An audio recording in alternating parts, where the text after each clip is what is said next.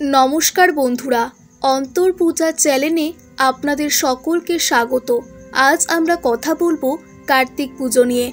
एई बछर कबे पड़छे कार्तिक पुजो, कार्तिक पुजोर शुभ समय कखन, कार्तिक पुजो पालनेर सठिक नियम ओ पद्धति, ब्राह्मण छाड़ा बाड़ीते किभाबे पालन करबेन एई कार्तिक पुजो। पुराणेर काहिनी अनुसारे जाना जाय जे कार्तिक छिलेन एकजन महापराक्रमशाली योद्धा।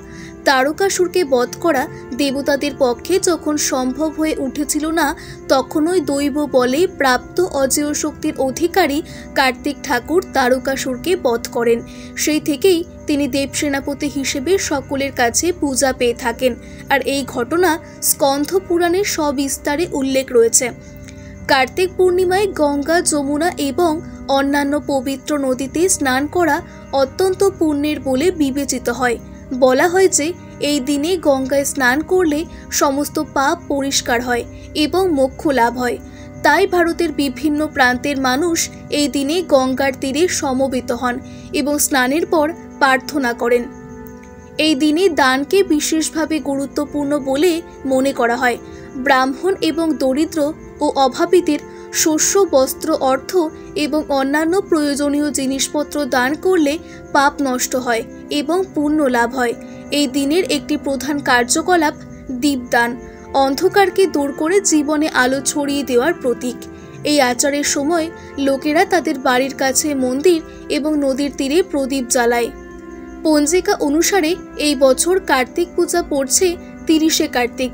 17ই নভেম্বর 2025 সালের কার্তিক পুজোর জন্য আগামী 17ই নভেম্বর সোমবার বিকেল 5:08 থেকে সন্ধ্যা 6:48 পর্যন্ত শুভ। আবার রাত 8:15 থেকে 10:11 পর্যন্ত শুভ সময় বিরাজ করছে। এই সময় যদি কার্তিক পুজো করা হয় তাহলে কৃপা বর্ষণ হয় বলে বিশ্বাস করা হয়। কার্তিক পূজা পালনের সঠিক নিয়ম ও পদ্ধতি। অনেকেই বাড়িতে কোনো রকম পুরোহিত ছাড়াই কার্তিক পূজা সম্পন্ন করে থাকেন। আর যদি পুরোহিত অথবা ব্রাহ্মণ দিয়ে কার্তিক পূজা সম্পন্ন করতে চান তাহলে নিশ্চিতভাবে সেই পথই গ্রহণ করা শ্রেয়। সেক্ষেত্রে অবশ্যই সেই পুরোহিত অথবা ব্রাহ্মণকে কিছু দক্ষিণা দান করতে হবে। আর যদি ব্রাহ্মণ অথবা পুরোহিত না পাওয়া গিয়ে থাকে সেক্ষেত্রে আপনি নিজেও বাড়িতে বসে এই কার্তিক পুজো সম্পন্ন করতে পারেন সমস্ত নিয়ম নিষ্ঠা মেনে, খুবই সহজ এবং সরল পদ্ধতিতে মন্ত্র উচ্চারণ করার মধ্যে দিয়ে আপনি কার্তিক পূজা সম্পন্ন করতে পারেন। তো চলুন তাহলে জানা যাক পূজা পদ্ধতি।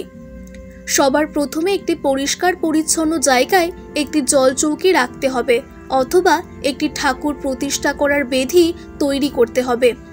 এরপর সেই জলচৌকি অথবা বেদির ওপর একটি লাল কাপড় পেতে দিন এবং তার উপর কিছু পরিমাণ আতপ চাল, দৌড়বা ঘাস এবং গঙ্গা জল ছিটিয়ে দিন।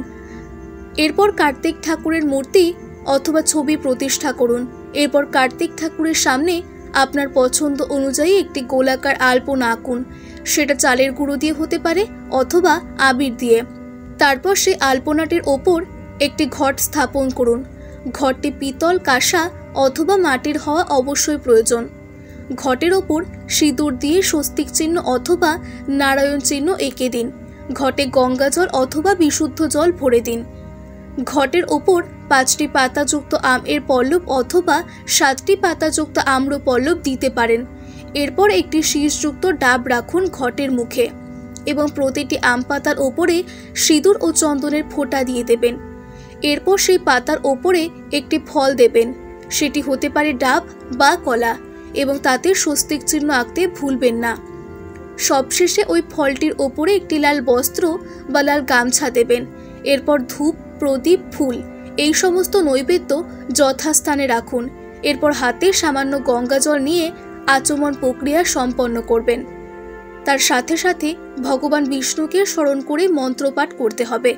কার্তিকের স্বরূপ স্মরণ করার পাশাপাশি ওম কার্তিকেয় নমঃ এই মন্ত্র জপ করে একটি ফুল ঘটে প্রদান করুন। এরপর সমস্ত দ্রব্য যা আপনি কার্তিক ঠাকুরকে নিবেদন করতে চান, যেমন ধরুন নৈবেদ্য ও অন্যান্য যে সমস্ত উপকরণ রয়েছে সেগুলি ঠাকুরের সামনে অর্পণ করুন। এরপর ঠাকুরের উদ্দেশ্যে প্রদীপ এবং ধূপ দেখান অর্থাৎ আরতি সম্পন্ন করুন। এছাড়াও কার্তিক পুজোর দিন সকালবেলা তুলসী গাছের পূজা করুন। শিশুরা যেসব খেলনা নিয়ে খেলতে ভালোবাসে সেই ধরনের কিছু খেলনা কার্তিক পুজোর স্থানে রেখে দিন। কার্তিক পুজোর দিন সন্ধ্যাবেলা তুলসী মঞ্চে একটি ঘিয়ের প্রদীপ জ্বালুন। কার্তিক পুজোয় ঠাকুরকে 5টা গোটা ফল নিবেদন করুন। এছাড়া সম্ভব হলে পায়েস ভোগ নিবেদন করুন। কার্তিক ঠাকুর হলেন যুদ্ধের দেবতা, তাই তার পূজা করলে যে কোনো যুদ্ধ জয় করা যায়, সেটা জীবন যুদ্ধ হোক অথবা কোনো রাজরাজাদের যুদ্ধ। শত্রুর হাত থেকে রক্ষা পেতে কার্তিকের পুজো করতে পারেন, এমনটাই বলা হয় শাস্ত্র অনুসারে।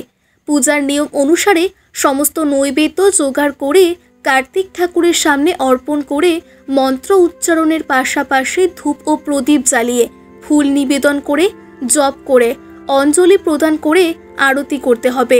সঠিক নিয়ম মেনে কার্তিকের পূজা করতে পারলে আপনিও শুভ ফল লাভ করতে পারবেন।